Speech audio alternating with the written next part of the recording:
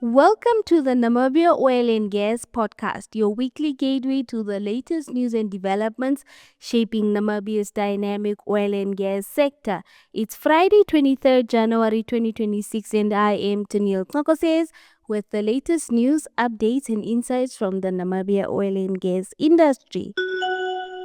This week's top headlines. Plug Power installs 5 megawatt green hydrogen plant in Namibia. ReconAfrica adopts poison pill to protect Kavango assets. Sintana Energy eyes Walvis Basin expansion. Stamper appoints new CFO for Namibia Portfolio. The International Association of Drilling Contractors, IADC, will host the IADC Drilling Africa Conference and exhibition from 24th to 25th February 2026 at the Hilton Windhoek Hotel in Namibia. Organised by IADC, the event brings together drilling contractors, operators, regulators, technology leaders, and key stakeholders to address current and emerging priorities in Africa's oil and gas landscape.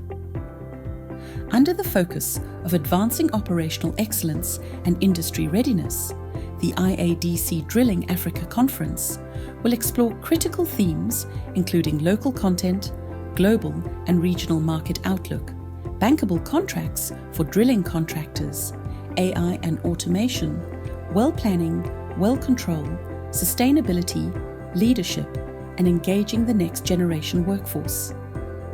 This conference is designed to enhance collaboration across industry players while supporting Africa's evolving energy ambitions and competitiveness.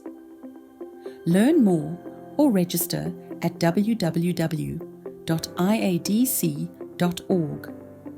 Be part of shaping the future of drilling and energy development in Africa.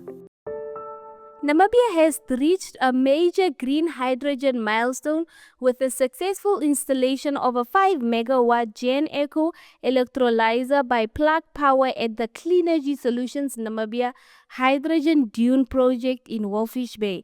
Officially opened in September, the facility is Africa's first fully integrated commercial green hydrogen plant combining renewable power generation, hydrogen production, storage, and refueling in one off-grid system.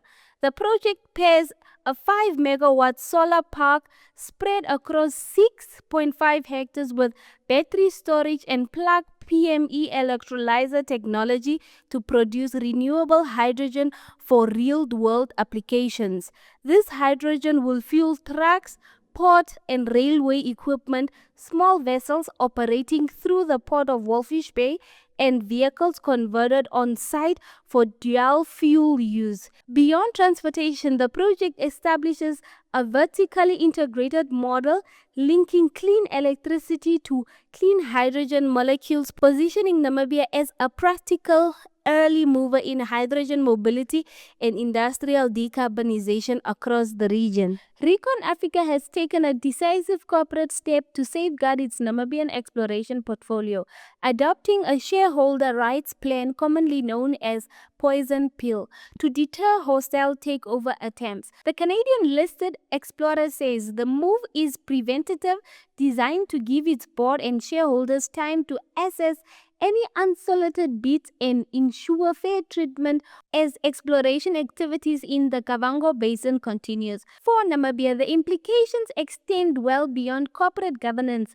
ReconAfrica's Kavango licenses sit at the intersection of economic ambition and environmental scrutiny, and a sudden change in ownership could disrupt exploration timelines, funding commitments, and strategic direction.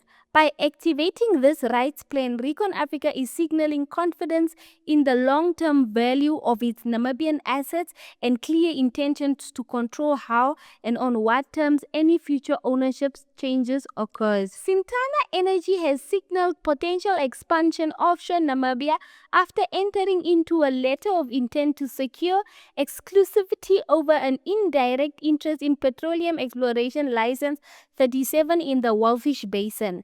The agreement gives Sintana until the end of April 2026 to conduct technical, commercial, and legal due diligence while negotiating investment terms with Paragon Oil and Gas, the license holder.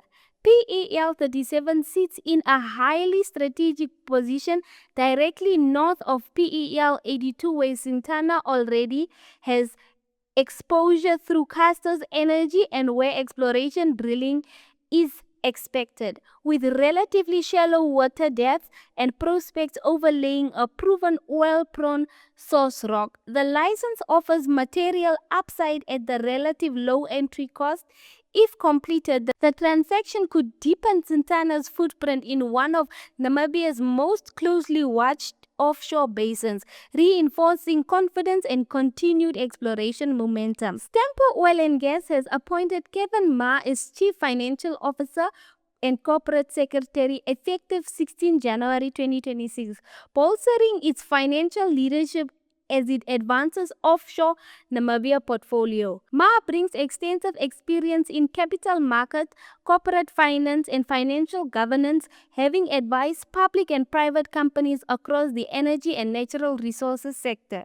The appointment comes at a critical phase for Stamper as it evaluates funding options and positions itself for long-term value creation in Namibia's offshore exploration landscape. With capital discipline and investor confidence increasingly central to the frontier exploration success, the move signals a focus on financial rigor, transparent communication, and strategic execution, key ingredients as Namibia's offshore story continues to mature. Thank you for listening to this week's episode of the Namibia Oil and Gas podcast. If you would like to contribute with news and information, please contact us at info@namibiaoilandgas.com. For more news, information, resources, and updates of the week, visit www.namibiaoilandgas.com. Join us next time as we continue to explore the top stories driving Namibia's energy future.